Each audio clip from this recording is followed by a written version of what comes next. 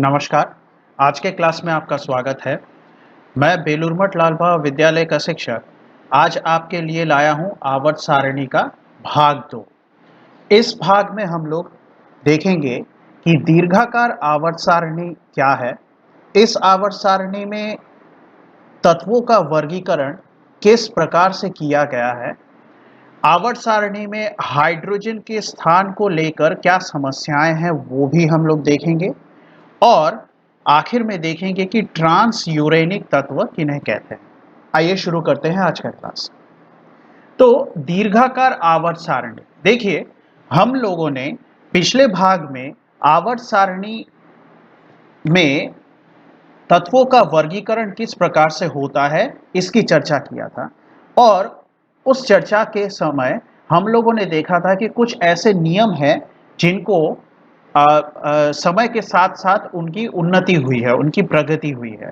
तो हम लोगों ने न्यूलैंड का अष्टक नियम देखा था, उसके बाद मेंडलीव का नियम देखा था। इस तरह से नियमों को देखते हुए हम लोग आधुनिक आवर्त नियम तक पहुंचे थे। आधुनिक आवर्त नियम तक। आधुनिक आवर्त नियम क्या था?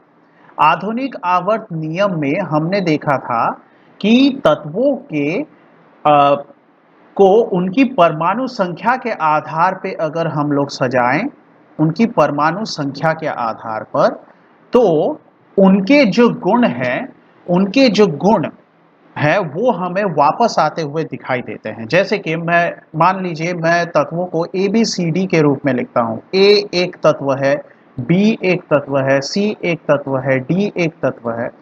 तो इस तरह से अगर मैं लिखता रहा तो देखा यह जाता है कि ए तत्व से कोई गुण शुरू हो रहा है और परमाणु संख्या के आधार पर इनको सजाने का मतलब है ये तत्व सबसे पहले, सबसे छोटी परमाणु संख्या जिसकी है उसको सबसे पहले रखा जाएगा। जैसे कि ए की परमाणु संख्या सबसे कम है तो वो पहले आ गया, बी की परमाणु संख्या उससे थोड़ी ज्यादा है तो वो उसके बाद आ गया। इस तरह से रखते हुए जाएंगे तो डी के बाद वाला जो तत्व आएगा, डी के बाद वाला जो तत्व आएगा यानी ई, इसका गुण ए की तरह ही होगा, इसलिए ई को वापस इसके नीचे रख दिया।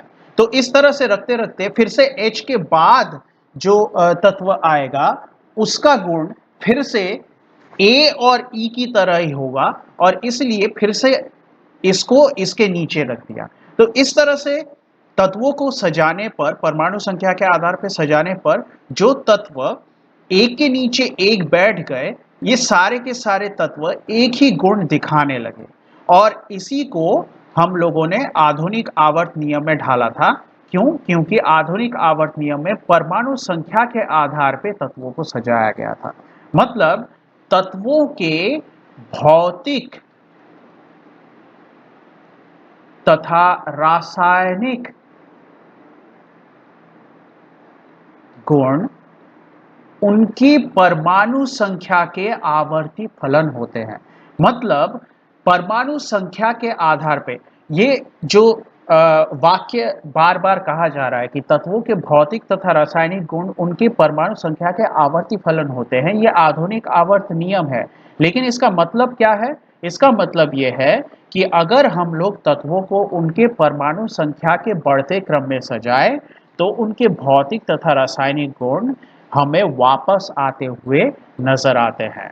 आवर्ती फलन, आवर्त मतलब होता है कोई एक घटना जो कुछ देर बाद बाद दोहरा रही है और फलन मतलब किसी की कारण होने वाला फलन।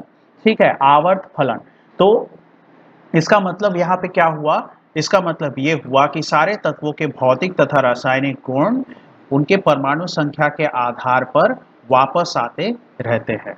तो आधुनिक आवर्त नियम हमने क्या सीखा था? आधुनिक आवर्त नियम सीखा था तत्वों के भौतिक तथा रासायनिक गुण उनके परमाणु संख्या के आवर्ती फलन होते हैं। इस प्रकार से तत्वों को जब सजाया गया तो हमें आधुनिक दीर्घाकार आवर्त सारणी मिल गई और हमें आधुनिक दीर्घाकार आवर्त सारणी जैसे ही मिली, हमें सारे तत्व अलग अलग वर्गीकरण, उनका वर्गीकरण हो गया और उनके अलग अलग भाग हमें मिल गए। अलग अलग भाग मतलब उनका वर्गीकरण इस प्रकार से हो गया कि हमें धातु कौन से हैं ये पता चल गए, अधातु कौन से हैं ये पता चल गए, ठीक है। उसके बाद निष्क्रिय गैस कौन लोग हैं ये भी पता चल गया।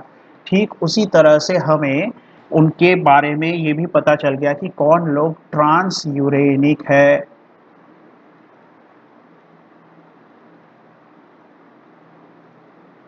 ठीक है, इस तरह से अलग अलग लोग हमें पता चल गए। ट्रांस यूरेनिक क्या है हम लोग बाद में पढ़ेंगे। निष्क्रिय, अधातु, धातु, ये सारे के सारे हमें पता चल गए।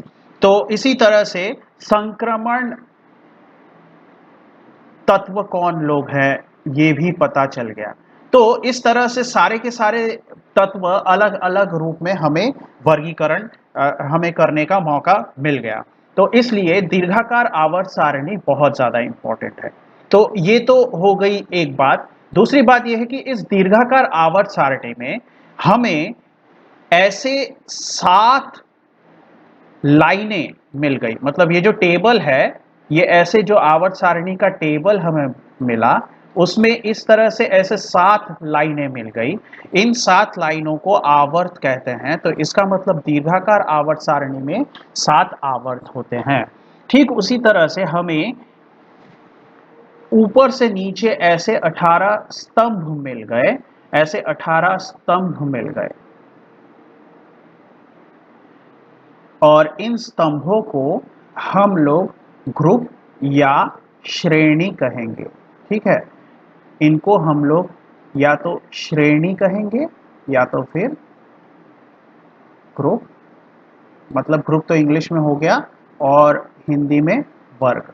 तो श्रेणी, वर्ग, ग्रुप कुछ भी कह सकते हैं। 7 आवर्त इधर से इधर देखेंगे तो उनको आवर्त कहते हैं। आवर्त यानी इसको इंग्लिश में हम लोग कहेंगे पीरियड।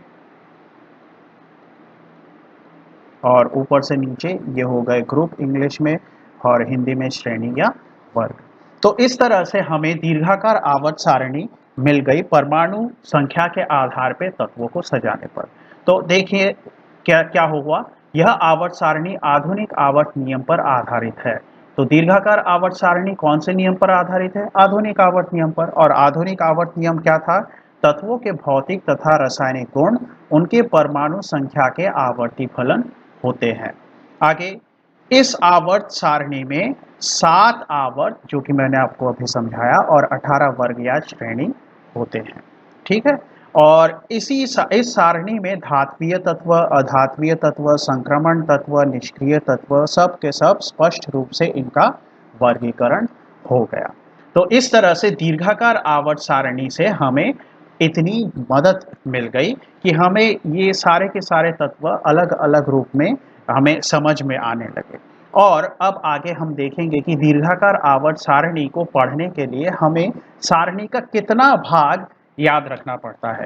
पूरी सारणी याद नहीं रखनी पड़ती है, सारणी का एक छोटा सा भाग ही हमें याद रखना है, और वो अब हम देखेंगे। आइए आगे बढ़ते हैं। तो दीर्घाकार आवर्त सारणी, जैसा कि मैंने कहा कि पूरी सारणी याद नहीं रखनी पड़ती है, लेकिन आपको सारणी का एक छोटा सा भाग बनाना पड़ेगा ताकि आपको एग्जाम में सुविधा मिले। तो कैसे याद रखेंगे? मैंने आपको इसके पहले रासायनिक गणना में भी सिखाया था कि आपको बस ये याद रखना है। ये आपको चाहे कितना भी हास्यकर लगे, लेकिन ये आपको याद रखना ही पड़ेगा कि ली बेब सी नॉफनी, इसको ठीक से लिखते हैं ताकि आपको जो सारणी है वो लिखते कैसे हैं वो भी एक बार में समझ में आ जाए। देखिए, ह और ही ऐसे दूर लिखिए, ह ही, और उसके बाद लिखिए ली बे सी नॉफ नी ना माग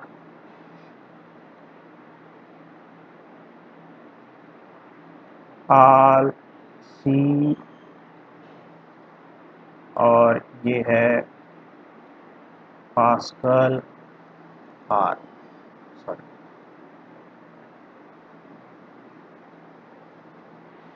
और इसको अगर याद रखेंगे तो आपको सारे के सारे जितने भी आपको याद रखने चाहिए उनकी ज़रूरत पड़ेगी, आपको सब याद रहेंगे। सबसे पहले तो आपको लग रहा होगा कि ये है क्या? ये कुछ नहीं है, ये चिन्ह है, जिन चिन्हों को हमें याद रखना है, लेकिन शर्त ये है कि आपको इन चिन्हों के साथ-साथ उन तत्वों के पूरे नाम भी याद रखने पड़ेंगे, ठीक है? तो अगर मैं इनको इंग्लिश में अब लिखूँ तो ह की जगह पे एच लिख देता हूँ, ही की जगह पे एच ई लिख देता हूँ। ये हो गया हाइड्रोजन, ये हो गया हीलियम।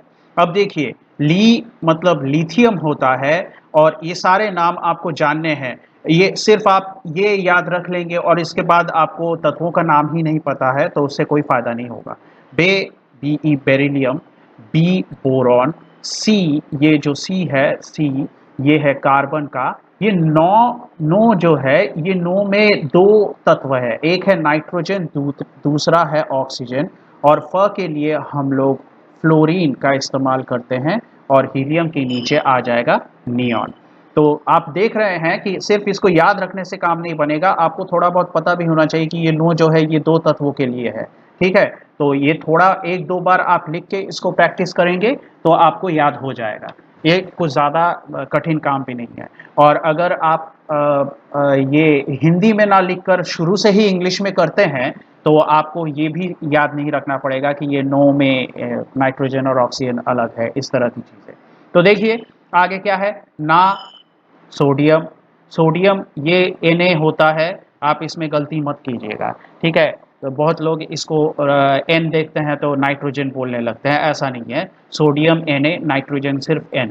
इधर देखिए, इधर है मग यानी मैग्नीशियम, उसके बाद आता है आल यानी Al एल्यूमिनियम, उसके बाद आता है सी, सी ये वाला सी, ये दो सी है, पहला वाला सी सिर्फ सी है, अगला वाला सी एसआई है, ठीक है? ये सिलिकॉन है।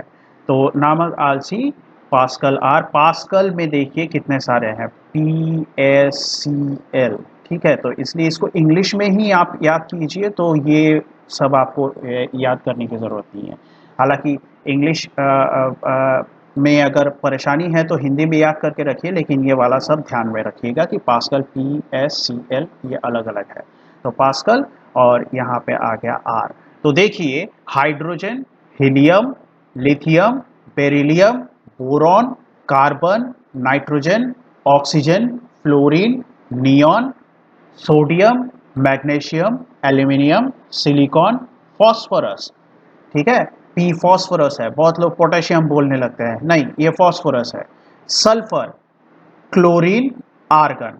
उसके बाद और थोड़ा सा याद रखना है, सोडियम के नीचे बैठता है पोटेशियम, मैग्नीशियम के नीचे आता है कैल्शियम, ठीक है? और फ्लोरीन क्लोरीन के बाद आता है, सॉरी, फ्लोरीन क्लोरीन के बाद आता है ब्रोमीन और ब्रोमीन के नीचे आता है आयोडीन। आप ध्यान से देखिए, हम लोगों को बस सिर्फ इतना ही याद रखना है, ये कुछ ज़्यादा बड़ा काम नहीं है, लेकिन अगर आपको इतना याद है तो आपका जितने भी तत्व आपको याद रखने हैं उसमें बहुत सारी मदद मिल जाएगी और इससे ज़्यादा का काम आपको लगेगा भी नहीं आवर्त सारणी में, फिलहाल क्लास 10 में, ठीक है? तो देखिए हमें ये एक आवर्त मिल गया, ये पहला आवर्त है, ये दूसरा आवर्त है। आपको याद है मैंने ऐसे ऐसे लाइन को बताया था, इनको क्या कहते हैं, आवर्त कहते हैं और इंग्लिश में क्या कहते हैं, पीरियड कहते हैं। इसलिए पीरियड पी के लिए पहला आवर्त पीरियड 1, पीरियड 2, ये तीसरा आवर्त, ये चौथा आवर्त और ये पांचवा आवर्त, ठीक है? देखिए ध्यान से देखिए, पहले आवर्त में यहाँ पर बीच में कोई भी परमाणु, कोई भी तत्व नहीं दिख रहे हैं हमें। यहाँ पर पहले और ऊपर से नीचे, ये हिंदी वाले नाम मैं मिटा देता हूँ ताकि मुझे लिखने में सुविधा रहे। तो आशा करता हूँ आपने ये अपने नोट्स में उतार लिया होगा मैं कैसे दिखा रहा हूँ और आपने अगर क्लास चलते चलते ही ये सब याद कर लिया तो आपके लिए बहुत ज़्यादा आसानी होगी। अब देखिए मैंने ये भी कहा था कि ऊपर से नीचे हर स्तंभ को अगर आप देखेंगे तो इन्हें कहा जाता है क्या, श्रेणी या वर्ग। और इंग्लिश में कहा जाता है ग्रुप।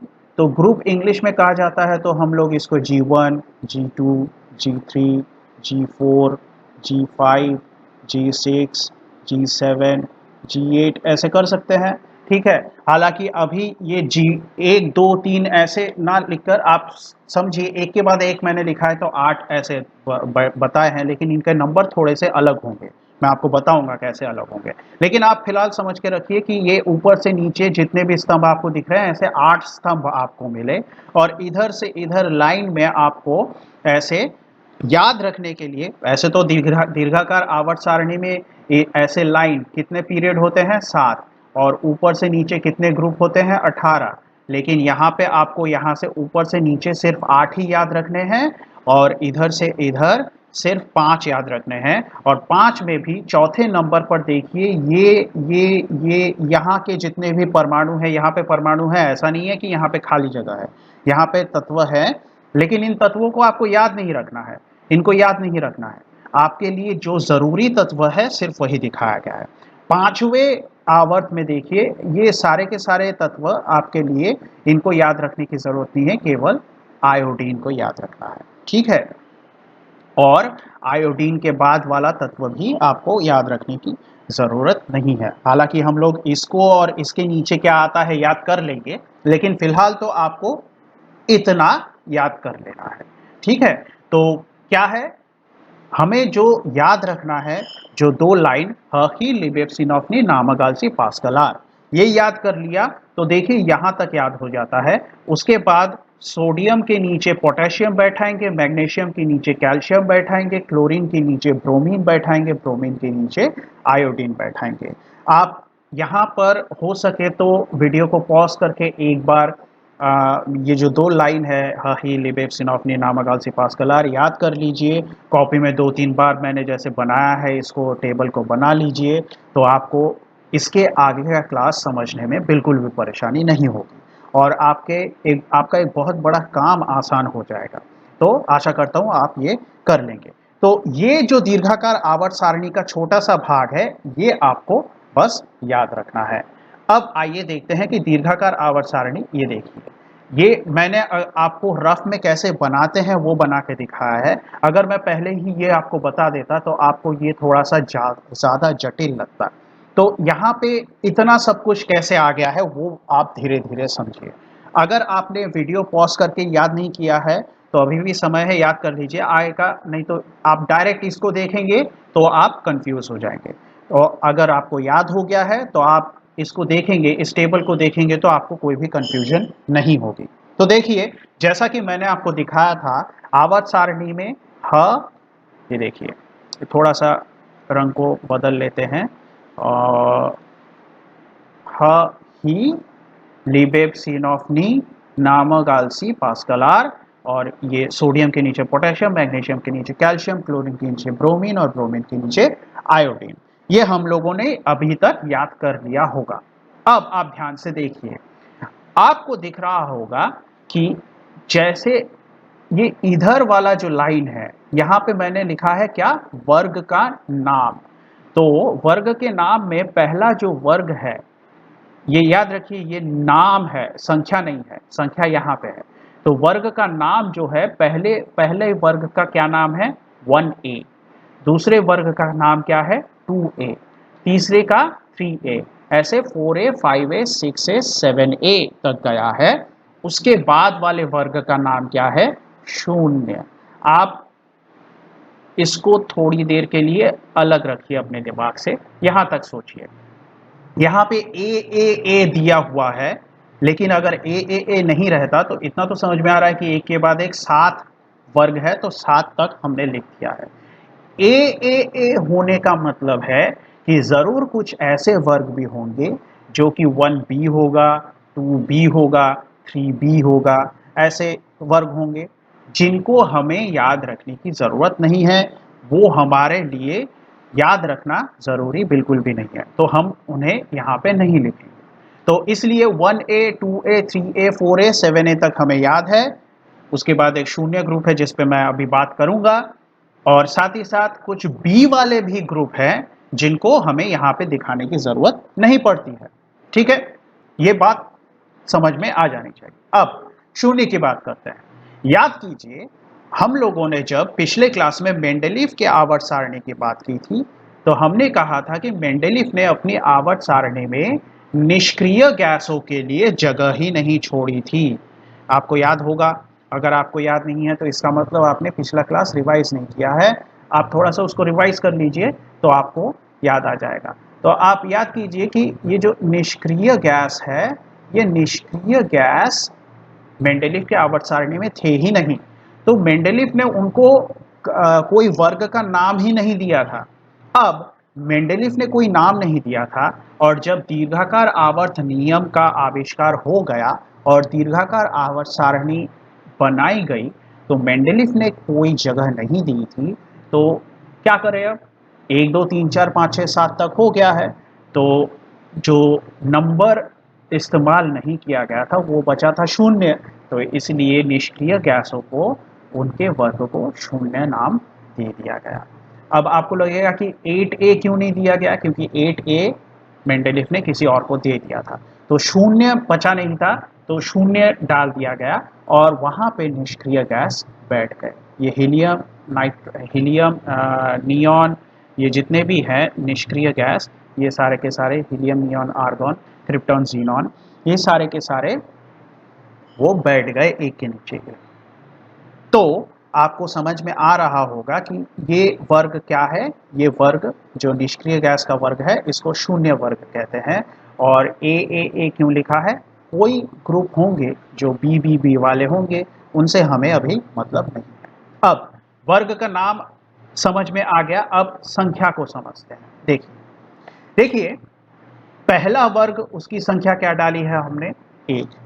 दूसरा वर्ग उसकी संख्या क्या डाली है हमने? 2। तीसरा वर्ग उसकी संख्या अचानक से हमने 13 डाल दिया।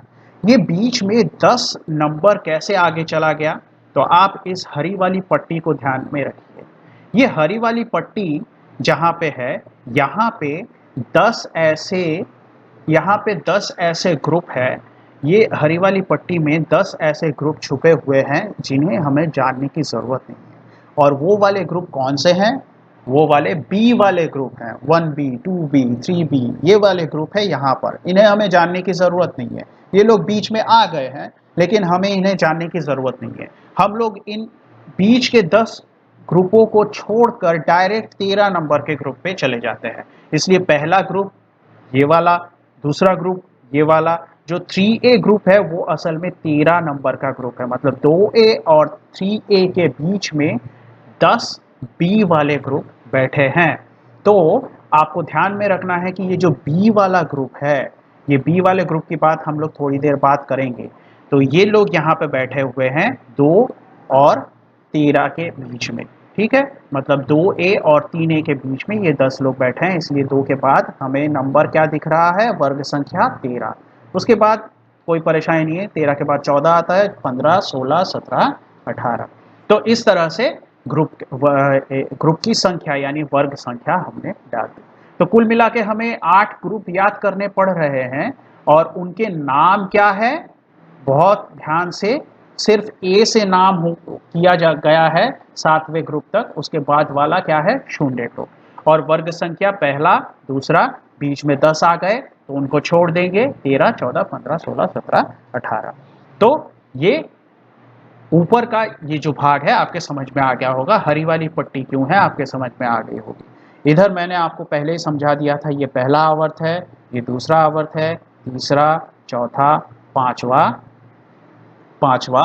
और मैंने ये भी समझाया था आपको कि चौथे आवर्त पे यहाँ पे जितने भी तत्व हैं, ये सब हमारे लिए जानना, याद रखना ज़रूरी नहीं है। 5वें आवर्त में कोई भी तत्व याद रखना ज़रूरी नहीं है, केवल आयोडीन के। ठीक है, तो आप ये जो स्लाइड है इसको अच्छे से फिर से एक बार प्रैक्टिस कीजिए। मैंने आपको पिछली बार रफ में उतार के जो दीर्घाकार आवर्त सारणी का टुकड़ा है, रफ में उतार के बोला था कि उसको प्रैक्टिस कर लीजिए, आगे बढ़िए। अब फिर से यहाँ पे मैंने आपको जो सिखाया है, ये हरी वाली पट्टी को ध्यान में रखिए, और ये वर्ग का नाम ध्यान में रखिए, वर्ग की संख्या ध्यान में रखिए। इसको एक बार 2 बार बना लीजिए अपनी कॉपी में, रफ में। जब तक आपसे बन नहीं जाता है ठीक से, और बनने के बाद एक बार आपको आपके दिमाग में ये बैठ गया तो आगे का क्लास आपके लिए बहुत ज़्यादा आसान हो जाएगा। अब आगे बढ़ते हैं, देखते हैं कि बाकी का वर्गीकरण किस तरह से हुआ है। अब देखिए, आधुनिक आवर्त सारणी में तत्वों का वर्गीकरण, उसमें पहला भाग देखेंगे, लेकिन उससे पहले थोड़ी सी चर्चा आवर्त सारणी को लेके और करनी पड़ेगी। देखिए, हमने सीखा है, और मैं ये टेबल बार बार आपको बना के बताऊंगा ताकि आपके दिमाग में भी बैठ जाए। हमने देखा है कि ऐसे हमारा आवर्त सारणी होता है, और ध्यान में रखिए, आपको भी ये टेबल बार बार बनाने की ज़रूरत है, और ये टेबल बनाना आपके लिए इतना आसान होना चाहिए कि आपको बस सोचना है और ये टेबल बन जाए। तो देखिए, ये इतने आसानी से बन जाना चाहिए। तो आवर्त सारणी जब भी आपको कहीं पे भी ज़रूरत पड़े तो आप में आपके दिमाग में इतना तो होना चाहिए कि ये फटाफट बन जाए। नामागाल सी,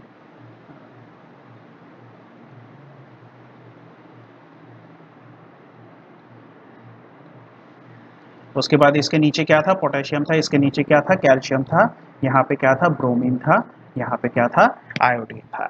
अब देखिए, यहाँ पे आधुनिक आवर्त नियम के हिसाब से इन तत्वों को बैठाया गया था। मतलब सबसे पहले हाइड्रोजन बैठा है, तो इसका मतलब इसकी परमाणु संख्या सबसे कम होनी चाहिए, और सबसे पहले नंबर पर ये बैठा है, एक नंबर पे बैठा है, तो इसकी परमाणु संख्या कितनी होनी चाहिए, इसकी परमाणु संख्या 1 होनी चाहिए। उसके बाद अगला तत्व कहाँ पे बैठा है, बीच में की जगह खाली क्यों है, ये सब बात हम लोग इनकी बात करेंगे बाद में। लेकिन ये बीच में की जगह खाली छोड़ के एकदम लास्ट में चला गया है, यहाँ पे हीलियम बैठा है, ये दूसरा तत्व है, तो इसकी परमाणु संख्या कितनी है, 2। उसके बाद का तत्व कौन सा है, लिथियम, इसकी परमाणु संख्या कितनी है, 3। तो इस तरह से एक के बाद एक परमाणु संख्या को हम लोग के आधार पे इनको बैठाते हुए जा रहे हैं।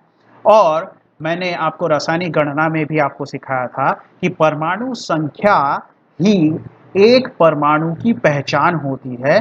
परमाणु संख्या से ही हम लोग उसके गुणों को जान सकते हैं, और परमाणु संख्या मतलब होती है प्रोटॉन की संख्या। तो अगर एक परमाणु संख्या 1 है हाइड्रोजन की, तो इसका मतलब इसमें प्रोटॉन कितने हैं, 1 प्रोटॉन है। परमाणु संख्या मतलब प्रोटॉन की संख्या। और हाइड्रोजन में इसका मतलब कितने प्रोटॉन है, 1 प्रोटॉन है। हीलियम में कितने प्रोटॉन है, 2 प्रोटॉन है। लिथियम में कितने प्रोटॉन है, 3 प्रोटॉन है।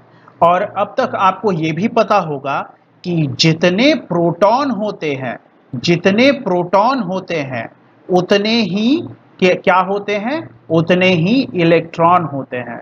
क्यों? क्योंकि प्रकृति में कोई भी तत्व वो आवेशित रूप में नहीं रहता। ऐसा अगर होता तो प्रकृति में हम किसी भी तत्व को साधारण तौर पर अगर हम छूते तो हमें झटका लग जाता, क्योंकि उसमें आवेश है। तो अगर आवेश नहीं है हर तत्व में, और प्रोटॉन में जो आवेश रहता है, प्रोटॉन में जो आवेश रहता है वो प्लस है। देखिए, इसको इस तरह से समझिए, हर तत्व में अगर प्रोटॉन है, हर परमाणु के अंदर अगर प्रोटॉन है, तो इसका मतलब उसमें प्लस आवेश है। क्यों? क्योंकि प्रोटॉन का आवेश प्लस होता है। और प्रकृति में किसी भी चीज़ को, किसी भी वस्तु को आप छुएंगे तो आपको झटका नहीं लगता है, तो इसका मतलब वो वस्तु, उसमें कोई आवेश नहीं है, लेकिन फिर भी प्रोटॉन में प्लस आवेश है। इसका मतलब उसी तत्व के अंदर कुछ एक ऐसा कण है, कोई एक ऐसा कण है जो इस प्लस आवेश को पूरी तरह से काट रहा है, मतलब उसके असर को पूरी तरह से वो कैंसिल कर रहा है। और ये कौन है? ये इलेक्ट्रॉन है जिस पर माइनस आवेश रहता है। तो इसका मतलब हर वस्तु हमें झटका नहीं देती है। उसका क्या कारण है? उसका यही कारण है कि उसमें जितने प्रोटॉन हैं उतने ही इलेक्ट्रॉन होंगे। अगर 3 प्रोटॉन है तो 3 इलेक्ट्रॉन होंगे, और 3 + 3 - 3 क्या हो जाता है, कट के कोई आवेश उस वस्तु पे नहीं रहता है, उस तत्व में कोई आवेश नहीं रहता है, उस परमाणु में कोई आवेश नहीं रहता है। तो इसका मतलब क्या हो गया? इसका मतलब ये हो गया कि अगर हमें प्रोटॉन की संख्या पता है, जैसे कि प्रोटॉन हाइड्रोजन में 1 है, लिथियम में 3 है, हीलियम में 2 है, तो इसका मतलब हाइड्रोजन के अंदर कितने इलेक्ट्रॉन है हमें पता है। हमने अभी देखा कि प्रोटॉन की संख्या जितनी होगी, प्रकृति में इलेक्ट्रॉन की संख्या भी तत्वों में उतनी ही होती है। तो हाइड्रोजन में 1 प्रोटॉन है तो इलेक्ट्रॉन कितने होंगे, उसमें 1 इलेक्ट्रॉन होगा। हीलियम में इलेक्ट्रॉन कितने होंगे, 2 इलेक्ट्रॉन। लिथियम में कितने इलेक्ट्रॉन होंगे, 3 इलेक्ट्रॉन। तो इसका मतलब प्रोटॉन संख्या पता चल गई तो हमें ये भी पता चल जाएगा कि कितने इलेक्ट्रॉन है। और जैसे ही हमें कितने इलेक्ट्रॉन है पता चल गया तो उसमें से हम लोग इलेक्ट्रॉन विन्यास आराम से निकाल पाएंगे। इलेक्ट्रॉन विन्यास निकाल पाएंगे। कैसे इलेक्ट्रॉन विन्यास? इलेक्ट्रॉन विन्यास मतलब क्या होता है? इलेक्ट्रॉन विन्यास मतलब होता है एक परमाणु जिसके केंद्र में, देखिए ध्यान से सीखिएगा, ये स्लाइड जहाँ पे यहाँ पे ये जितना भी मैं आपको समझा रहा हूँ ये बहुत इंपॉर्टेंट है। हालांकि ये सारी चीज़ें मैं आपको बता चुका हूँ रासायनिक गणना में, लेकिन फिर भी ये आवर्त सारणी का क्लास है तो यहाँ पे भी बताना जरूरी है। तो देखिए, कोई भी परमाणु में जो केंद्र वाला भाग होता है, बीच वाला भाग, उसके बीच में प्रोटॉन होते हैं। प्रोटॉन की संख्या कुछ भी हो सकती है, 1 2 3 4 5 6, कुछ भी हो सकता है। मैं मान लेता हूँ 6 प्रोटॉन है, यहाँ पे 6 प्रोटॉन है। न्यूट्रॉन कितने हैं इससे हमें कोई मतलब नहीं है, फिर भी मान लेते हैं कि मान लीजिए कि यहाँ पे 8 न्यूट्रॉन है। ठीक है, बस। तो न्यूट्रॉन से हमें कोई फर्क नहीं पड़ता क्योंकि न्यूट्रॉन में कोई आवेश नहीं रहता है। प्रोटॉन में कौन सा आवेश है? प्लस आवेश है। और मैंने अभी आपको क्या कहा कि प्रकृति में हर तत्व किस तरह से रहता है? अनावेशित रहता है। तो इसका मतलब प्लस आवेश अगर प्रोटॉन में है तो इसके केंद्र में, परमाणु के केंद्र में +6 बैठा हुआ है। और +6 बैठा हुआ है तो उसको पूरी तरह से काटने के लिए हमें -6 चाहिए। और -6 कौन लाएगा? इलेक्ट्रॉन लाएगा। और इलेक्ट्रॉन केंद्र के आसपास ऐसे कक्षाओं में घूमते रहते हैं। अब इलेक्ट्रॉन इन कक्षाओं में कैसे बैठे हुए हैं, इलेक्ट्रॉन इन कक्षाओं में किस प्रकार से है, सजे हुए हैं, उसको कहा जाता है इलेक्ट्रॉन विन्यास। पहली कक्षा में याद रखिएगा, कभी भी 2 से ज़्यादा इलेक्ट्रॉन हम लोग नहीं बैठा सकते। ठीक है, पहली कक्षा में ज़्यादा से ज़्यादा 2 इलेक्ट्रॉन बैठते हैं। तो देखिए 6 प्रोटॉन बीच में है तो इसका मतलब ज़रूर इस परमाणु में हमें 6 इलेक्ट्रॉन मिलने चाहिए। तो 6 इलेक्ट्रॉन में से पहली कक्षा में 2 बैठ गए हैं। अगली कक्षा में, पहली कक्षा के बाद जितनी भी कक्षाएं आएंगी वहां पर हम लोग इलेक्ट्रॉन बैठाएंगे बाकी का। क्यों? क्योंकि पहली कक्षा में दो से ज़्यादा नहीं हो सकते। तो 6 इलेक्ट्रॉन में से, इस परमाणु में 6 इलेक्ट्रॉन थे, 6 में से पहली कक्षा में 2 इलेक्ट्रॉन बैठा दिए, इससे ज़्यादा नहीं बैठा सकते। तो बाकी के 4 जो हैं वो अगली कक्षा में बैठाने पड़ेंगे मुझे। और इसीलिए पहली कक्षा भर जाने के बाद मैं अगली कक्षा में बाकी के 4 इलेक्ट्रॉनों को बैठाऊंगा इस तरह से। तो ये कुल मिला के इस परमाणु में बीच में 6 प्रोटॉन और कक्षाओं में इस तरह से 6 इलेक्ट्रॉन सजे हुए हैं। और किस प्रकार से सजे हुए हैं? पहली कक्षा में सिर्फ 2 इलेक्ट्रॉन भी बैठा सकते हैं तो 2 भर गए, उसके बाद बाकी का हमें अगली कक्षा में रखना पड़ेगा तो 4। तो ये जो 2,4 मैंने लिखा है ये है इस परमाणु का इलेक्ट्रॉन विन्यास। आपके समझ में आ रहा है? तो एक और उदाहरण से समझते हैं इलेक्ट्रॉन विन्यास कैसे निकालते हैं। देखिए, एक और परमाणु हम लोग लेते हैं। तो देखिए, एक और परमाणु जहां पे केंद्रक में प्रोटॉन की संख्या मान लेते हैं है 13। ठीक है, और न्यूट्रॉन की संख्या कुछ भी मान लेते हैं 15 है। ठीक है, तो न्यूट्रॉन की संख्या कितनी भी हो, मैंने तो उदाहरण के तौर पे 15 लिखा है। हमें मतलब सिर्फ है कि प्रोटॉन 13 है। और प्रोटॉन 13 है तो इसका मतलब इलेक्ट्रॉन कितने होंगे? इलेक्ट्रॉन भी 13 होगा। अब पहली कक्षा लगाते हैं। पहली कक्षा में हमने सीखा कि 2 से ज़्यादा इलेक्ट्रॉन नहीं हो सकते। तो 13 में से 2 इलेक्ट्रॉन यहाँ पे हमने बैठा दिया, तो 13 में से 2 बैठ गया, कितने इलेक्ट्रॉन बचे हुए हैं? 11 और इलेक्ट्रॉन बचे हुए हैं। अगली कक्षा में 11 के 11 बैठा दे क्या? 11 के 11 अगली कक्षा में नहीं बैठा सकते, क्योंकि जिस तरह से पहली कक्षा में 2 से ज़्यादा इलेक्ट्रॉन नहीं बैठ सकता, ठीक उसी तरह से पहली कक्षा के बाद जितनी भी कक्षाएं आएंगी उनमें हम लोग 8 से ज़्यादा इलेक्ट्रॉन नहीं बैठा सकते। लेकिन हमें अभी भी कितने बैठाने हैं? 11 इलेक्ट्रॉन अभी भी बैठाने हैं। तो हम यहाँ पर 8 बैठा सकते हैं और बचे हुए 3 फिर से अगली कक्षा में बैठाएंगे। ठीक है, तो इसका मतलब क्या हुआ कि हमारे पास बचे हुए 11 है, बचे हुए 11 में से हम लोग यहाँ पर ऐसे इलेक्ट्रॉनों को रखना शुरू करेंगे, 1 2 3 4। देखिए मैं कैसे रख रहा हूँ, ऐसे 4 कोने में 4 लगा दिया और फिर से 1 2 3 4 ऐसे लगाने पे आपको बार बार गिनने की ज़रूरत नहीं पड़ेगी। ऐसे 4 बैठाया, ऐसे 4 बैठाया, तो आपको 4 4 8 पता चल गया, बार बार वो समझ जाता है गिनने में। ठीक है, तो ऐसे बैठाइएगा। तो कुल मिला के देखिए, आपने पहली कक्षा में 2 बैठा दिया, उसके बाद अगली कक्षा में 8, मतलब अगली कक्षा पूरी तरह से फुल कर दिया, पूरी तरह से भर दिया आपने। तो कुल मिला के 2 + 8 कितने हो गए? 10 हो गए। हमें कुल मिला के कितने इलेक्ट्रॉन बैठाने हैं? 13। तो यहाँ पर बाहर वाली कक्षा में बचे हुए कितने इलेक्ट्रॉन बैठेंगे? 3 इलेक्ट्रॉन बैठ जाएंगे। तो 1 2 3 इस तरह से बैठ गए। और इस परमाणु का इलेक्ट्रॉन विन्यास क्या है? पहली कक्षा में 2 बैठा, अगली कक्षा में 8 और लास्ट वाली कक्षा में 3। तो ये हो गया इस परमाणु का इलेक्ट्रॉन विन्यास। तो देखिए आपको इलेक्ट्रॉन विन्यास कैसे हो गया पता चल गया।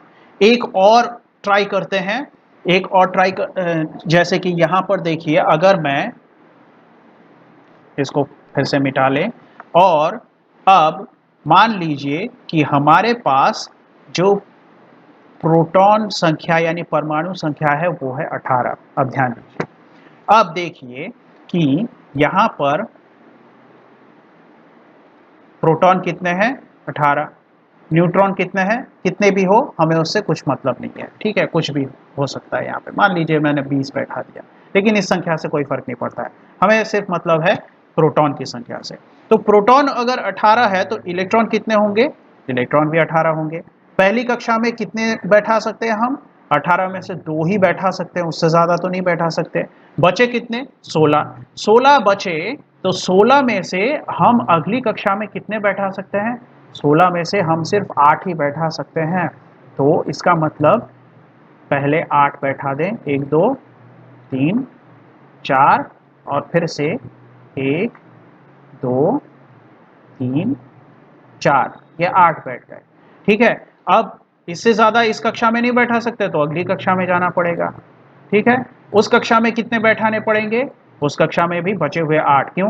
क्योंकि पहली कक्षा में 2 बैठ चुके हैं, अगली कक्षा में 8 बैठ चुके हैं। तो 2 + 8 कितने हो गए? 10 हो गए और बाकी 8 इलेक्ट्रॉन और बचे हैं। तो ये 1 2 3 4, 1 2 3 4। अब ध्यान दीजिए, यहाँ पर इलेक्ट्रॉन विन्यास है 2 8 8।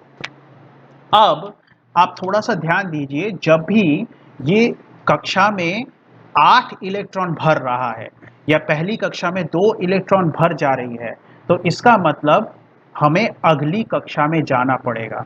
ये वाली जो स्थिति है जहाँ पर कक्षाएं पूरी तरह से भरी हुई है, किसी परमाणु में जब सारी की सारी कक्षाएं पूरी तरह से भरी हुई होती है, इसी स्थिति को निष्क्रिय गैस वाली स्थिति कहते हैं। मतलब जिसका भी इलेक्ट्रॉन विन्यास कुछ इस प्रकार का है कि कक्षाएं पूरी तरह से भरी हुई है। जैसे कि हीलियम, हीलियम में एक ही कक्षा है, उसमें प्रोटॉन की संख्या 2 है, तो इसका मतलब इलेक्ट्रॉन की संख्या भी 2 होगी। और प्रोटॉन की संख्या 2, पहली कक्षा में कितने रख सकते हैं? 2 ही रख सकते हैं। तो हीलियम में एक ही कक्षा और वही पूरी तरह से भरी हुई है, इसलिए हीलियम क्या है? एक निष्क्रिय गैस है। ठीक उसी तरह से ये जो है इसमें सारी की सारी कक्षा लास्ट वाली कक्षा तक पूरी तरह से भरी हुई है, तो ये भी क्या है, ये एक निष्क्रिय गैस है। इस बात का ध्यान रखिए। ये यहाँ पे ही मैंने आपको समझा दिया, आगे जाके आपको अच्छे से और समझ में आएगा।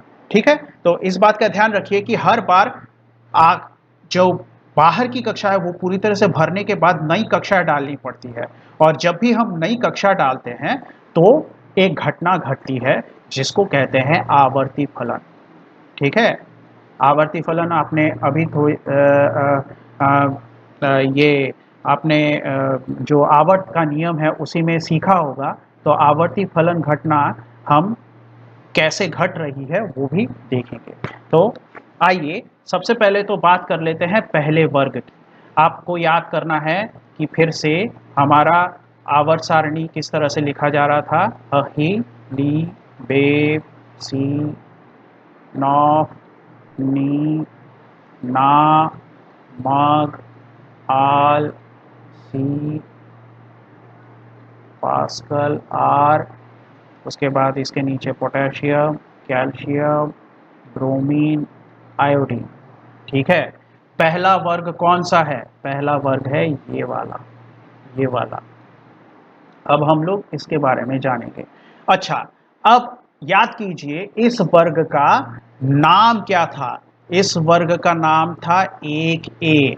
इस वर्ग की संख्या क्या थी, जाहिर सी बात है पहला वर्ग है तो संख्या यही होगी, लेकिन नाम जरूरी है। तो ये है 1a वर्ग, और हमें 1a वर्ग के वर्गीकरण, मतलब 1a वर्ग का जो वर्गीकरण है, मतलब किस प्रकार से इनके गुण होते हैं वो देखते हैं। और ये सारे के सारे गुण एक ही तरह के हैं सिवाय हाइड्रोजन के। ठीक है, हाइड्रोजन क्यों अलग है हम लोग बाद में बात करेंगे। इसका मतलब ये लिथियम सोडियम पोटेशियम इन तीनों के गुण एक ही प्रकार के हैं, इसलिए ये लोग एक ही ग्रुप में आ गए हैं।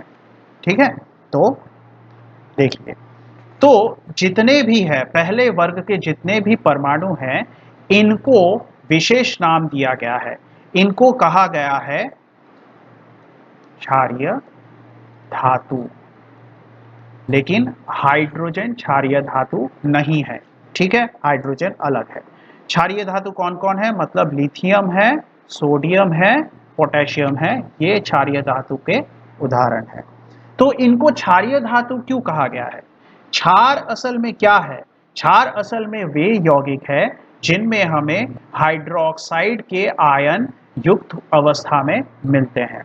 क्षारीय धातु इन धातुओं को इसलिए कहा जाता है क्योंकि ये लोग जब ऑक्साइड बनाते हैं, इनके साथ जब ऑक्सीजन की क्रिया होगी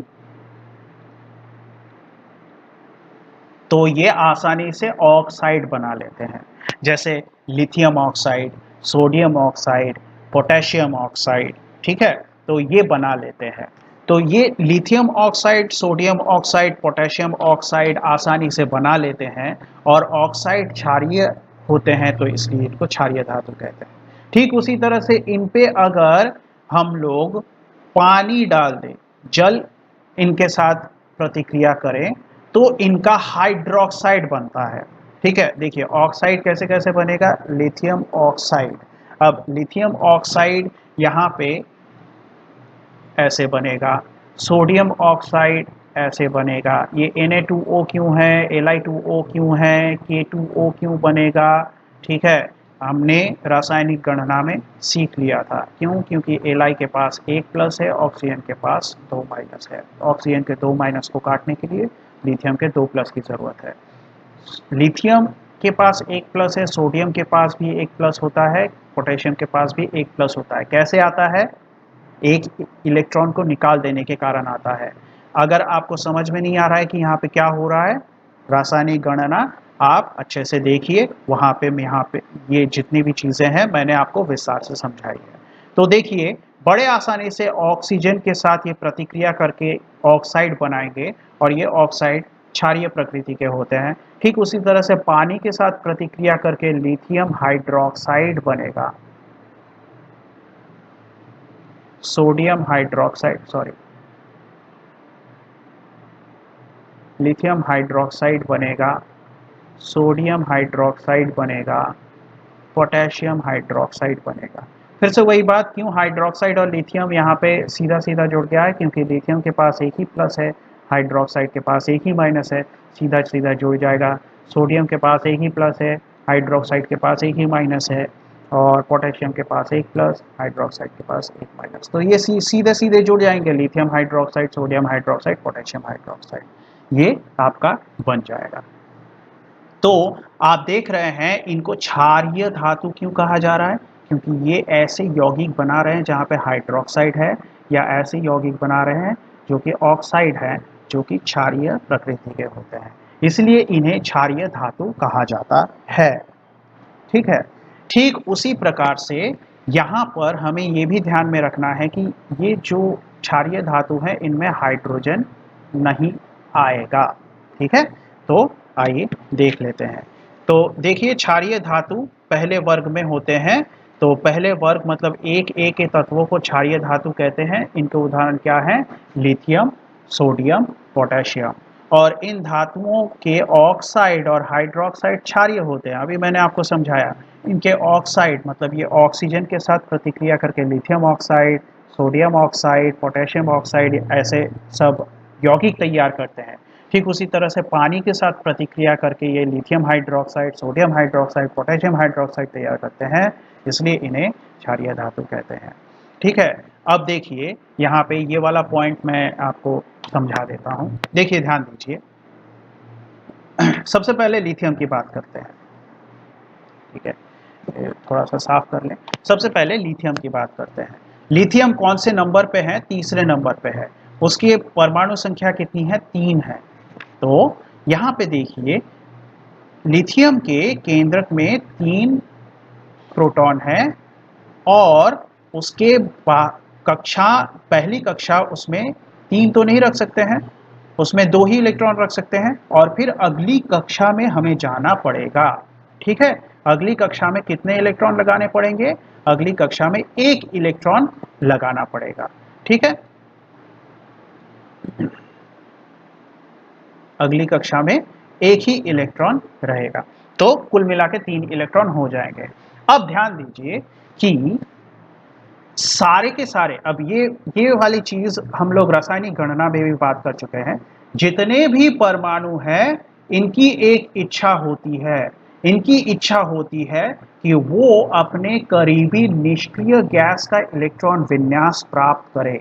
तो हर परमाणु अपने सबसे पास निकटतम निष्क्रिय गैस के इलेक्ट्रॉन विन्यास तक पहुंचना चाहते हैं। निकटतम निष्क्रिय गैस के इलेक्ट्रॉन विन्यास तक, मतलब छोटी बात में एक ही सीधी सीधी बात में ये कहा जाए कि हर परमाणु ये चाहता है कि उसकी बाहर की कक्षा पूरी तरह से भरी रहे, और ये भरी रहेगी, ये इसकी कोशिश ये रहती है कि वो अपने सबसे पास वाले निष्क्रिय गैस तक आसानी से पहुंचे। अब देखिए, मैं आपको यहाँ पर फिर से आवर्त सारणी बना के बताता हूं। तो देखिए ध्यान से, लिथियम में भी ये इच्छा है कि वो अपने सबसे पास वाले निष्क्रिय गैस का इलेक्ट्रॉन विन्यास ले। तो लिथियम के सबसे पास कौन सा इलेक्ट्रॉन निष्क्रिय गैस है? हीलियम। और हमें पता है ये वाला है शून्य ग्रुप, ये शून्य ग्रुप है। ठीक है, ये शून्य ग्रुप है, और इस ग्रुप में सारे के सारे निष्क्रिय गैस बैठे हुए हैं। तो आप सोचिए, लिथियम के सबसे पास यानी निकटतम निष्क्रिय गैस कौन सा है? हीलियम या नियॉन? तो आपको समझ में आएगा कि लिथियम के पास तो हीलियम ही है। क्यों? क्योंकि हाइड्रोजन, हीलियम, उसके बाद ही लिथियम आया है ना? तो ये सबसे पास आ गया, और ये सबसे पास आ गया तो मतलब लिथियम कोशिश करेगा कि वो हमेशा ही हीलियम वाले इलेक्ट्रॉन विन्यास तक पहुंच सके। और हीलियम का इलेक्ट्रॉन विन्यास क्या है? हीलियम के बाहर की कक्षा में केवल 2 इलेक्ट्रॉन है। क्यों? क्योंकि ये दूसरे नंबर पे है, तो इसमें केवल 2 इलेक्ट्रॉन है। तो लिथियम की भी कोशिश रहेगी कि वो हीलियम के इलेक्ट्रॉन विन्यास को ले सके, और इस कोशिश में वो चाहेगा कि हमारी यानी उसकी पूरी बाहर की कक्षा हमेशा भरी रहे। तो ये बाहर की कक्षा भरने के कारण, भरने की इच्छा में लिथियम क्या करता है, वो अपने बाहर वाला ये जो इलेक्ट्रॉन है इसको निकाल देता है। क्यों? क्योंकि थोड़ा सोचिए, अगर लिथियम की इच्छा है कि वो बाहर की कक्षा पूरी तरह से भरी रखे, तो वो दो काम कर सकता है। एक, या तो बाहर से अपने अंदर 7 इलेक्ट्रॉन लाके नियॉन के इलेक्ट्रॉन विन्यास को ले ले, है ना, 7 इलेक्ट्रॉन लाएगा तो बाहर पूरा का पूरा 8 भर जाएगा, तो वो नियॉन की तरह दिखने लगेगा। और दूसरा, वो बाहर से 7 ना लाकर थोड़ा अपना काम आसान कर दे और एक इलेक्ट्रॉन बाहर निकाल दे, तो वो हीलियम की तरह दिखने लगेगा। तो उसके लिए आसान क्या है, अपना एक इलेक्ट्रॉन निकाल के हीलियम की तरह दिखना उसके लिए आसान है। और आपने रासायनिक गणना में मैंने आपको समझाया था कि इलेक्ट्रॉन जहाँ पे जाएगा अपने साथ माइनस लेके जाता है, तो पीछे हमेशा प्लस छूट जाता है।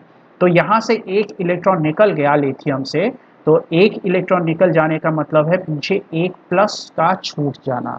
और आप ध्यान देंगे कि ये जो एक प्लस छूट रहा है, यही वाला इसी तरह से सोडियम में भी हमें देखने को मिलता है।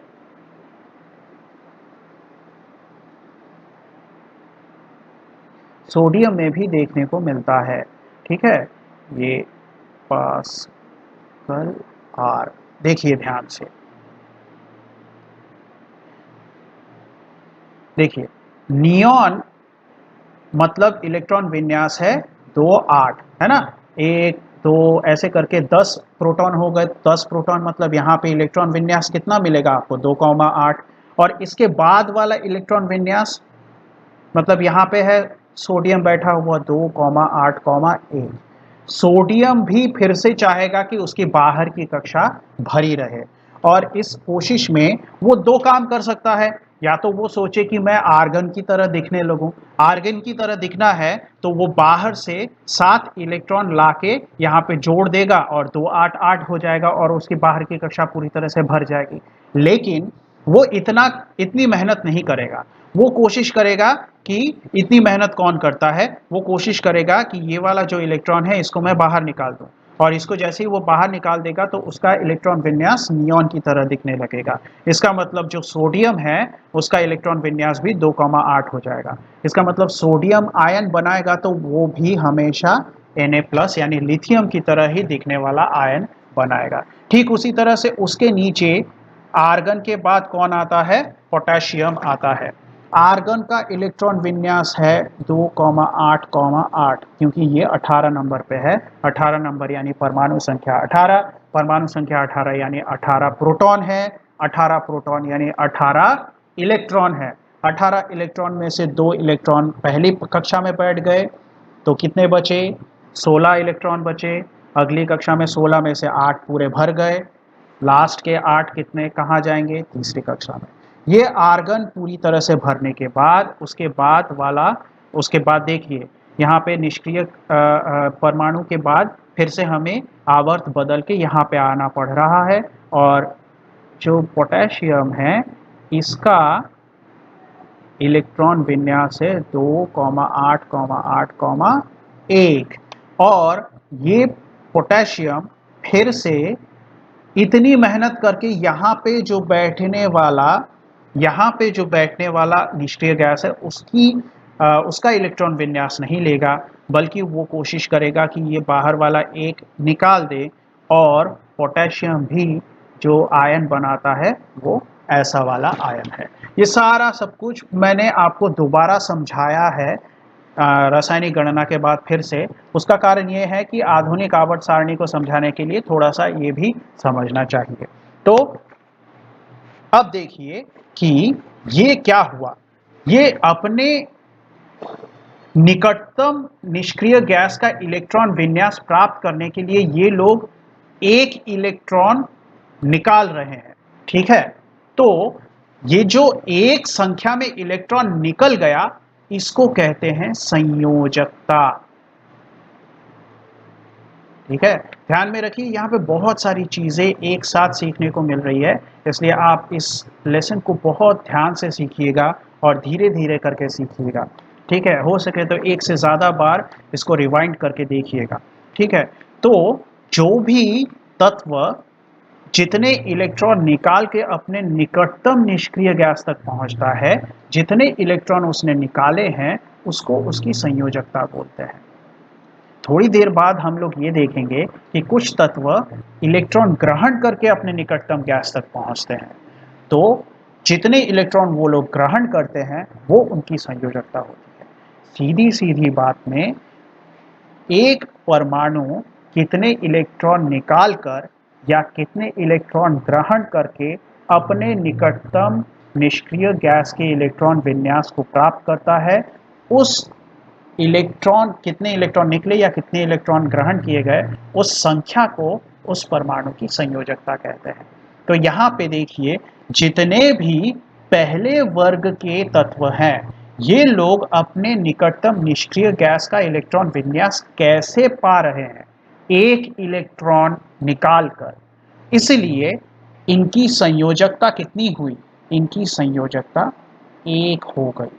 अगर कोई परमाणु 2 इलेक्ट्रॉन निकालकर अपने निकटतम निष्क्रिय गैस को प्राप्त कर ले तो उसकी संयोजकता कितनी होगी? 2 होगी। अगर कोई परमाणु 3 इलेक्ट्रॉन ग्रहण करके अपने निकटतम निष्क्रिय गैस के इलेक्ट्रॉन विन्यास को प्राप्त करे तो उसकी संयोजकता कितनी होगी? 3 होगी। बात आपके समझ में आ गई? ठीक है, तो आप अब अगले पॉइंट को समझने के लिए तैयार है। देखिए, ये सब तो हम लोग सीख चुके थे कि पहले वर्ग में ये ऐसे लिथियम, सोडियम, पोटेशियम के परमाणु होते हैं। ठीक है, ये ऑक्साइड और हाइड्रोक्साइड बनाते हैं। अब देखिए, पहले वर्ग में स्थित सभी तत्वों की संयोजकता कितनी है? 1 है। क्यों? क्योंकि ये लोग एक इलेक्ट्रॉन त्याग कर अपने निकटतम निष्क्रिय गैस के इलेक्ट्रॉन विन्यास को प्राप्त करते हैं। अतः यह एक संयोजी, जिसको इंग्लिश में मोनोवैलेंट है, मोनोवैलेंट तत्व कहलाते हैं। ठीक है, तो आपको ध्यान में रखना है कि संयोजकता मतलब क्या होती है। आप इसको अपने नोट में साइड में लिख सकते हैं। संयोजकता की परिभाषा क्या है? संयोजकता की परिभाषा है, तो आप इसको लिख सकते हैं ध्यान से सुनकर, कि जब कोई तत्व अपने निकटतम निष्क्रिय गैस के इलेक्ट्रॉन विन्यास को प्राप्त करने के लिए इलेक्ट्रॉन का त्याग करते हैं या ग्रहण करते हैं, तो त्यागे या ग्रहण की गई इलेक्ट्रॉन की संख्या ही उस तत्व की संयोजकता होती है। ठीक है, तो ये आपके नोट में लिख लीजिए और उसको पढ़ते रहिए, तो संयोजकता समझने में आपको कोई परेशानी नहीं होगी। तो देखिए, पहले वर्ग में होते हुए भी हाइड्रोजन जो है ये क्षारीय धातु नहीं है। ठीक है, तो ये क्षारीय धातु का पहला वर्ग आपके समझ में आ गया होगा। यहाँ पे हाइड्रोजन बैठा हुआ है, लेकिन फिर भी इसको हम लोग क्षारीय धातु नहीं कहेंगे। अब आगे बढ़ते हैं। अब आधुनिक आवर्त सारणी में जो दूसरा वर्ग है उसका वर्गीकरण किस तरह से किया गया है वो देखेंगे। दूसरे वर्ग में अगर आपको आधुनिक आवर्त सारणी याद होगी तो फिर से देखिए, बार बार मैं ये लिख के आपको बताऊंगा ताकि आपके दिमाग में ये बिल्कुल बैठ जाए। तो थोड़ा सा दूर कर लें।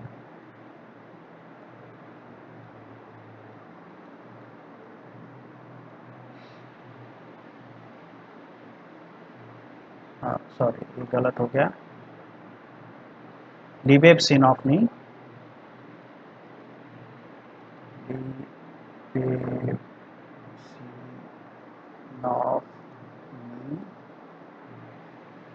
नामक आर.सी. Pascal are.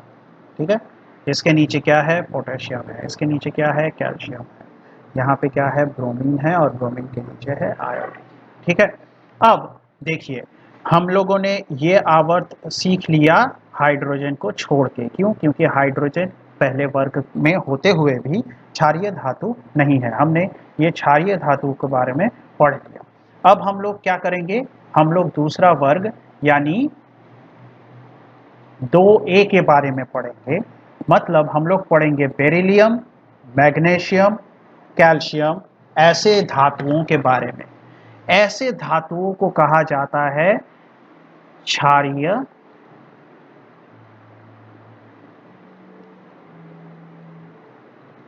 मृदा धातु। क्यों? सबसे पहली बात, क्षारीय क्यों कहा जाता है? क्योंकि ये लोग भी जल के साथ प्रतिक्रिया करके हाइड्रोक्साइड बनाते हैं। ठीक है, तो ध्यान दीजिए सबसे पहले इनका इलेक्ट्रॉन विन्यास क्या है, ध्यान दीजिए। देखिए हीलियम का इलेक्ट्रॉन विन्यास क्या है? 2 इलेक्ट्रॉन इसकी बाहर की कक्षा में है तो सिर्फ 2। लिथियम का इलेक्ट्रॉन विन्यास क्या है? 2 के बाद एक और इलेक्ट्रॉन अगली कक्षा में आ गई तो 2,1। बेरिलियम का इलेक्ट्रॉन विन्यास क्या है? 2,2। ठीक उसी तरह से मैग्नीशियम के इलेक्ट्रॉन विन्यास क्या है? देखिए ऐसे बढ़ते बढ़ते बढ़ते बढ़ते नियॉन क्या था? 2,8 था, तो इसका मतलब सोडियम 2,8,1, मैग्नीशियम 2,8,2। ठीक उसी तरह से कैल्शियम 2,8, क्या, एक और बार 8 और उसके बाद 2। ठीक है ना? तो इस तरह से हमारा इलेक्ट्रॉन विन्यास है। अब ध्यान दीजिए इन सब का निकटतम निष्क्रिय गैस कौन है? बेरिलियम का निकटतम निष्क्रिय माफ कीजिएगा, बेरिलियम का निकटतम निष्क्रिय गैस कौन सा है? हीलियम। तो ये हीलियम तक पहुंचना है इसको, तो ये अपने 2 इलेक्ट्रॉन निकाल देगा, तो ये बेरिलियम हीलियम के निष्क्रिय गैस के विन्यास तक पहुंच जाएगा।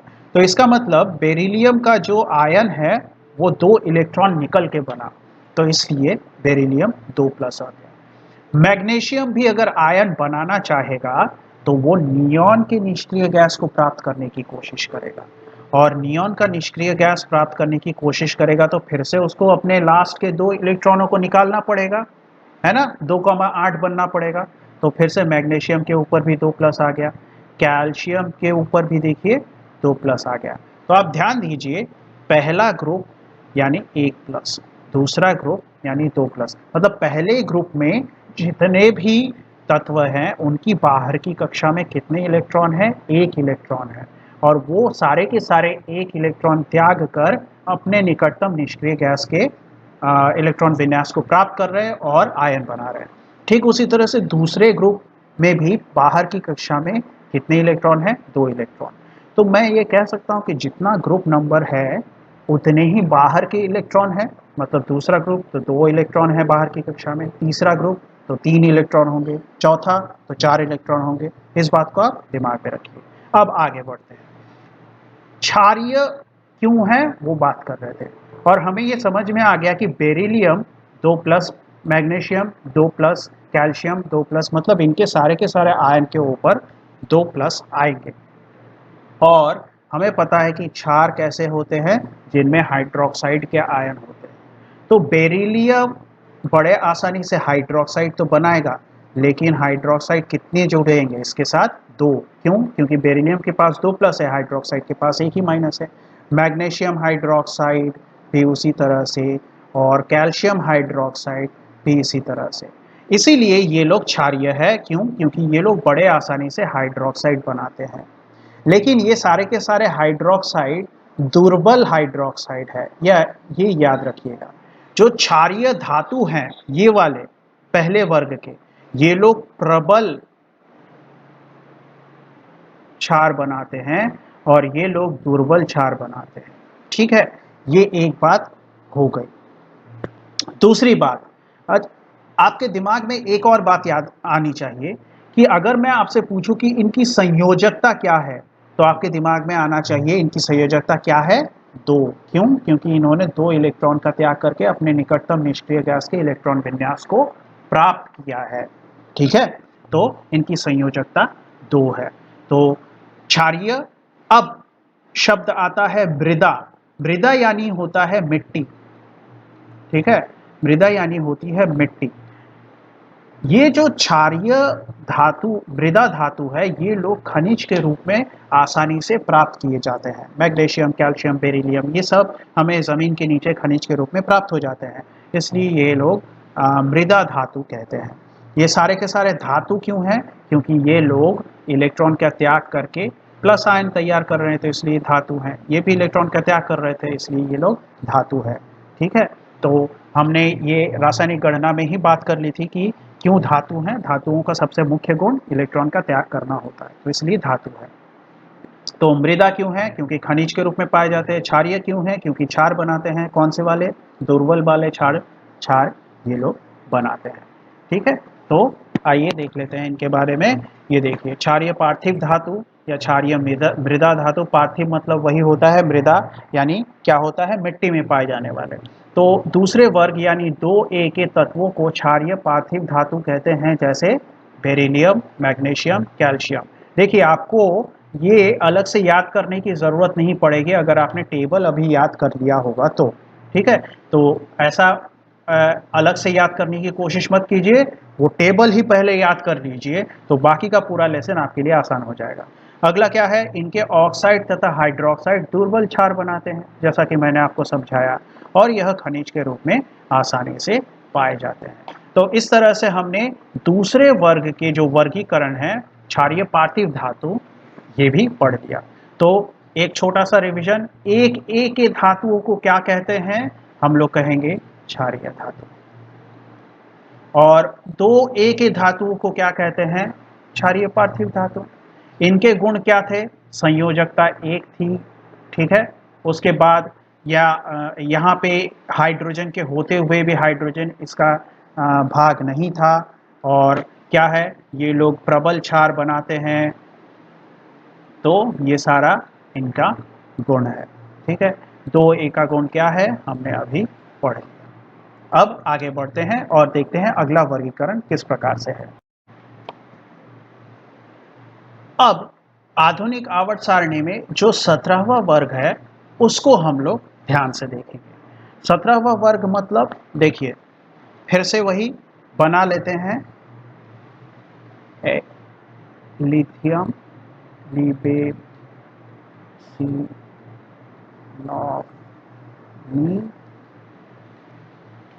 नामक, आल, पास्कल, आर। इधर आएगा पोटेशियम, कैल्शियम, ब्रोमीन, आयोडीन। ठीक है, अब देखिए, ये 1 नंबर ग्रुप था, ये 2 नंबर ग्रुप था। याद कीजिए, 2 के बाद डायरेक्ट हम लोग यहाँ पे से 10 नंबर आगे चले गए थे, मतलब ये 13 ग्रुप था, यहाँ पे हरी पट्टी थी।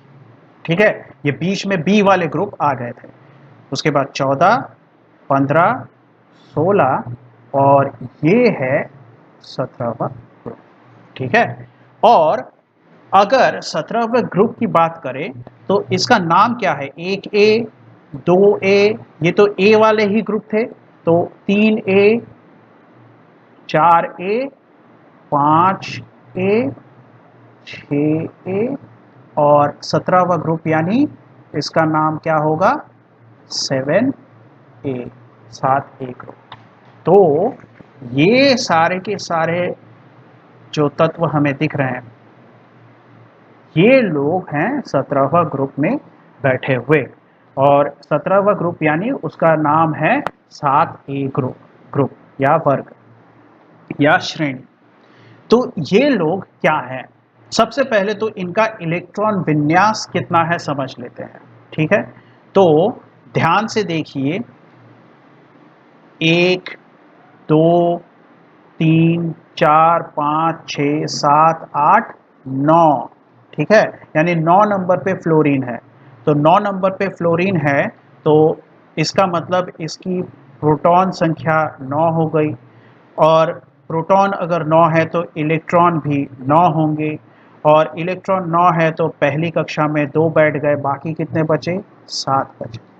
ठीक उसी तरह से यहाँ पर आपको दिखेगा कि ये इसकी इसका जो इलेक्ट्रॉन विन्यास है वो है 17। ठीक है, तो इसका इलेक्ट्रॉन विन्यास 17 है, मतलब फ्लोरीन का इलेक्ट्रॉन विन्यास, ये फ्लोरीन की बात हो रही है, ये फ्लोरीन की बात हो रही है। फ्लोरीन का इलेक्ट्रॉन विन्यास निकालना है, तो फ्लोरीन के बारे में हम बात करें तो उसकी परमाणु संख्या है 17, इसका मतलब इलेक्ट्रॉन भी है 17। तो इलेक्ट्रॉन अगर 17 है तो इन इलेक्ट्रॉनों को सजाएंगे तो पहली कक्षा में 2 बैठेंगे, अगली कक्षा में 8 और बाकी के बचे 7 कक्षा में 7 इलेक्ट्रॉन बैठेंगे। तो आप ध्यान दीजिए, क्योंकि ये लोग 7वें ग्रुप में हैं, 7A ग्रुप, क्योंकि ये लोग 7वें ग्रुप में हैं, तो उस हिसाब से अगर ध्यान दें तो इनकी बाहर की कक्षा में 7-7 इलेक्ट्रॉन है हर किसी के। मैंने अभी थोड़ी देर पहले आपको स्लाइड में ही समझाया था कि जितने वाली कक्षा में ये है उतने ही इलेक्ट्रॉन आपको बाहर मिलेंगे। तो पहली कक्षा में जितने भी लोग बैठे हैं, पहले ग्रुप में जितने भी लोग बैठे हैं एक ग्रुप में, उनके सबके बाहर की कक्षा में 1 इलेक्ट्रॉन। 2A ग्रुप में जितने भी लोग बैठे हैं उनके सबके बाहर की कक्षा में 2 इलेक्ट्रॉन। 3A में जो भी लोग बैठे हैं उनके सबसे बाहर की कक्षा में 3। 4A में बाहर वाली कक्षा में कितने मिलेंगे? 4। 5A में कितने मिलेंगे? 5। 6A में कितने मिलेंगे? 6। और 7A में कितने मिलेंगे? 7। तो इसका मतलब आपको हर बार 1 2 3 4 करके, जैसे मैंने शुरू में 9 गिना था वैसे गिनना नहीं पड़ेगा, आपको आराम से यहाँ से पता चल गया। और ये वाली बात मैंने आपको, फिर से वही बात मैं दोहरा रहा हूँ, रासायनिक गणना में भी समझा दिया था, यहाँ पे फिर से बता दिया ताकि पढ़ाने में आसानी हो। तो देखिए, क्लोरीन के लिए इलेक्ट्रॉन विन्यास है 7, फ्लोरीन के लिए इलेक्ट्रॉन विन्यास है फ्लोरीन के लिए इलेक्ट्रॉन विन्यास है 2,8,7। फ्लोरीन के लिए इलेक्ट्रॉन विन्यास है 2,7। ब्रोमीन के लिए इलेक्ट्रॉन विन्यास है 2,8, एक और 8 बढ़ जाएगा 7। आयोडीन के लिए 2,8,8,8,7। हालांकि यहाँ तक ये होता, मतलब समझ लीजिए कि 2 के बाद जितनी भी कक्षाएं आ रही है 8 हो रहा है और लास्ट में 7। हालांकि यहाँ तक आपको ज़रूरत नहीं पड़ेगी कभी, ठीक है। और ये आप जितने ऊंचे क्लास में जाएंगे आपको पता लगेगा कि ऐसा होता भी नहीं है। खैर, अभी समझने के लिए ये कॉन्सेप्ट काफ़ी है, ठीक है। तो देखिए, इतना समझ में आ रहा है कि 7वें ग्रुप में जितने भी लोग हैं, 17वां नंबर वाला वर्ग है, लेकिन 7A ग्रुप में जितने भी लोग हैं सबके लास्ट में 7 इलेक्ट्रॉन है। और ये भी सब चाहते हैं कि अपने सबसे निकटतम निष्क्रिय गैस के इलेक्ट्रॉन विन्यास को वो ले पाए। थोड़ा सोचिए, फ्लोरीन के सबसे पास कौन सा निष्क्रिय गैस है? नियॉन। तो फ्लोरीन जिसका इलेक्ट्रॉन विन्यास है 2,7, ये नियॉन के इलेक्ट्रॉन विन्यास को लेना चाहेगा तो बाहर से ये 1 इलेक्ट्रॉन लाएगा, है ना। क्यों? क्योंकि इसको अपने बाहर की कक्षा को पूरी तरह से भरने की इच्छा है, तो वो बाहर से 1 इलेक्ट्रॉन लाएगा। ये ज़्यादा आसान है उसके लिए, ना कि अपने 7 इलेक्ट्रॉन निकाल के वो बाहर की कक्षा में सिर्फ 2 रख दे। ठीक उसी तरह से क्लोरीन पे ध्यान दीजिए, क्लोरीन भी 2 काम कर सकता है, एक तो बाहर से 1 इलेक्ट्रॉन ला सकता है, या तो फिर ये 7 के साथ निकाल सकता है ताकि उसकी बाहर की कक्षा में 8 हो जाए। कौन सा आसान है? बाहर से 1 इलेक्ट्रॉन ला के अपनी बाहर वाली कक्षा में 8 बना देना ज़्यादा आसान है। तो इसका मतलब क्या हुआ?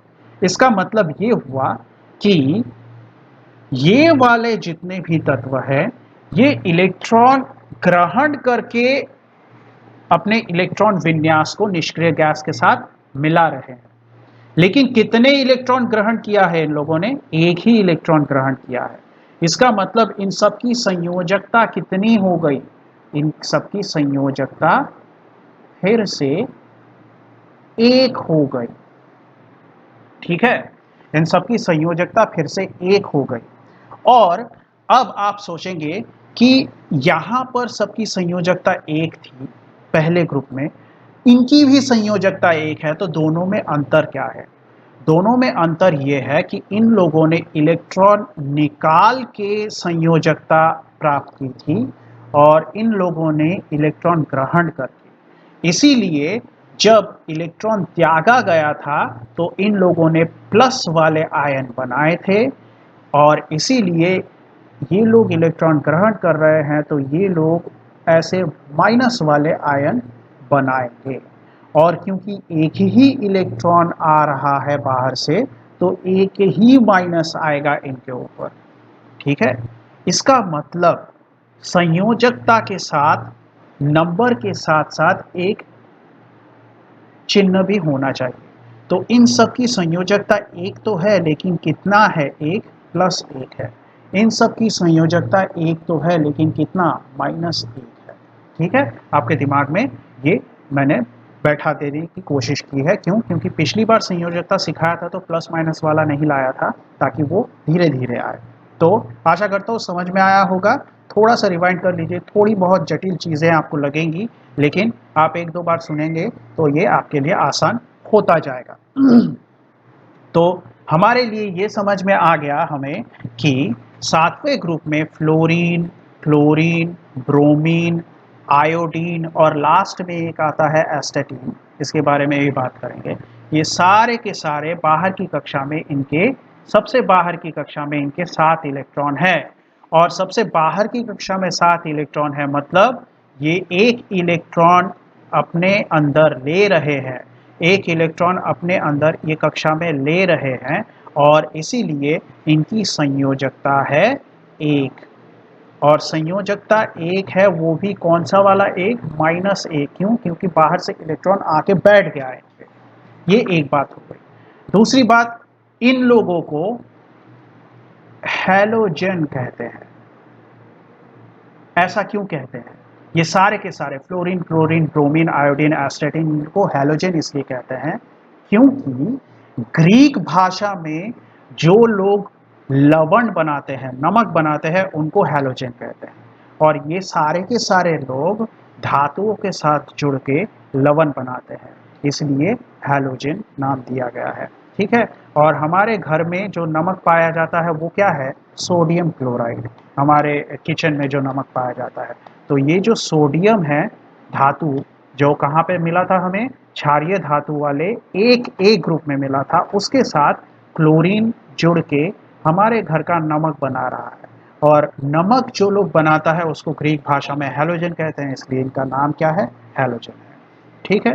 तो हमने क्या क्या सीखा? हमने सीखा कि इनकी संयोजकता एक माइनस है। हमने सीखा कि इनको हैलोजन कहते हैं क्यों, क्योंकि ये लोग क्षारीय धातुओं के साथ मिलकर नमक बनाते हैं, जैसे कि पोटेशियम क्लोराइड, जैसे कि क्या, सोडियम फ्लोराइड। ठीक है, ये सारे। और इसी तरह से एक और बात याद रखनी है कि ये सारे के सारे हैलोजन में से केवल एक ऐसा हैलोजन है जो रेडियो सक्रिय है। ठीक है, ये बस याद रखने वाली बात है। इसका नाम क्या है, एस्टेटीन। ये रेडियो सक्रिय हैलोजन है। तो आइए देख लेते हैं। देखिए, हैलोजन 17वां ग्रुप, इनको हैलोजन कहते हैं। जितने भी लोग 7A वर्ग में हैं उनको हैलोजन कहते हैं, फ्लोरीन, क्लोरीन, ब्रोमीन, आयोडीन और एस्टेटीन। उसके बाद देखिए, एस्टेटीन एक रेडियो सक्रिय हैलोजन है और क्षारीय धातुओं के साथ प्रतिक्रिया करके लवण उत्पन्न करते हैं। जैसे कि, मतलब कौन लोग, हैलोजन क्षारीय धातुओं के साथ प्रतिक्रिया करके lithium fluoride, sodium chloride, potassium iodide. ये नाम कैसे किया जाता है मैंने आपको रासायनिक गणना में सिखा दिया है। अगर आपको समझ में नहीं आ रहा है कि ये लिथियम फ्लोराइड क्यों कह रहा हूँ, इसको मैं सोडियम क्लोराइड क्यों कह रहा हूँ, तो आपको मैं बता दूँ, ये याद रखने की ज़रूरत नहीं है। रासायनिक गणना देखिए, आपको समझ में आएगा किस तरह से नाम इनका लिया जा रहा है। इसलिए इन्हें हैलोजन कहते हैं। और हैलोजन नाम क्यों है? क्योंकि ग्रीक भाषा में हैलोजन का अर्थ है लवण उत्पादक। तो ये हमारे समझ में आ जाना चाहिए कि ये लोग हैलोजन क्यों है। कौन लोग है हैलोजन? 17वां वर्ग, यानी 7A वर्ग में जितने भी तत्व हैं वो लोग। ठीक है, आइए आगे बढ़ते हैं और 18वां वर्ग देख लेते हैं। 18वां वर्ग कौन है? 18वां वर्ग है यहाँ पे 18वां वर्ग। ये असल में कितना ग्रुप है? शून्य ग्रुप है। याद कीजिए, मेंडेलीव ने इनको जगह नहीं दी थी, तो इनको हमें शून्य देना पड़ा था। तो हाइड्रोजन, हीलियम, लिथियम, लीबेब, सी, नॉफ, नी, ना, मग, आल, सी, पास्कल, आर। ठीक है, तो यहाँ पर सारे के सारे जितने भी तत्व हमें मिलेंगे, ये सारे के सारे 18वां वर्ग के तत्व हैं। और ये सारे के सारे, इनका इलेक्ट्रॉन विन्यास ध्यान दीजिए। इन सब के इलेक्ट्रॉन विन्यास को आप ध्यान में रखेंगे तो आप पाएंगे कि इन सब की बाहर की कक्षा पूरी तरह से भरी हुई है। और जब बाहर की कक्षा पूरी तरह से भरी हुई है तो इनमें ये इच्छा भी नहीं रहेगी कि ये अपनी और कोई इलेक्ट्रॉन ले या इलेक्ट्रॉन निकाले।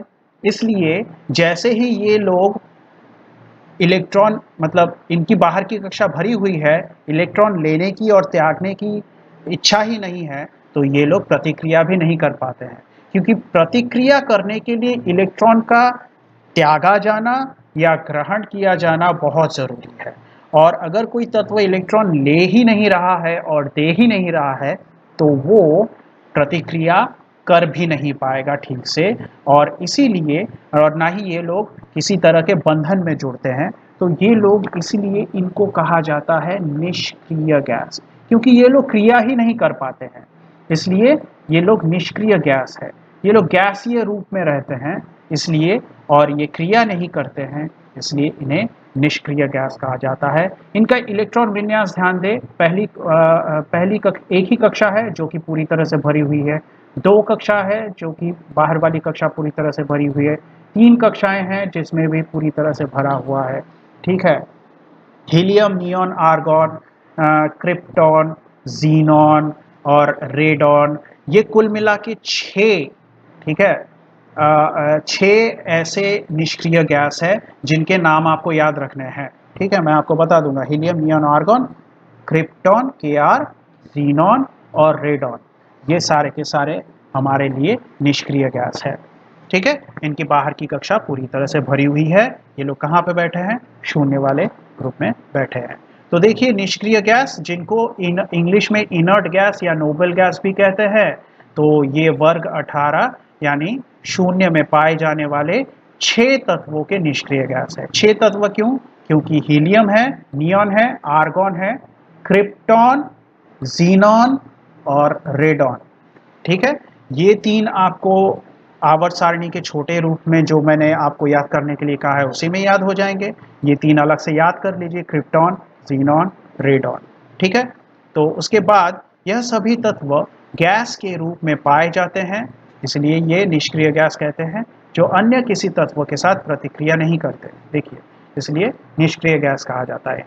और इनकी संयोजकता शून्य होती है। मैंने आपको समझाया था, संयोजकता मतलब कितने इलेक्ट्रॉन त्याग के कोई अपने निकटतम निष्क्रिय गैस को प्राप्त कर के इलेक्ट्रॉन विन्यास को प्राप्त कर रहा है, या कितने इलेक्ट्रॉन ग्रहण करके कोई तत्व अपने निकटतम निष्क्रिय गैस के इलेक्ट्रॉन विन्यास को प्राप्त कर रहा है।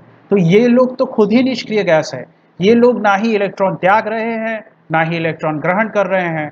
तो कोई भी इलेक्ट्रॉन त्यागा नहीं गया है, कोई भी इलेक्ट्रॉन ग्रहण नहीं किया गया है, इसलिए संयोजकता क्या हो गई? शून्य हो गई। और इसी तरह से हमारा यहाँ पे भाग 2 समाप्त होता है। तो ये क्लास बहुत इंपॉर्टेंट है, इसको आराम से नोट बना के अच्छे से पढ़िएगा। अगर मेरा क्लास आपको पसंद आ रहा है तो लाइक, शेयर और सब्सक्राइब कीजिए। नोटिफिकेशन के लिए बेल आइकन को ज़रूर दबाइए। अगले क्लास तक पढ़ते रहिएगा। धन्यवाद।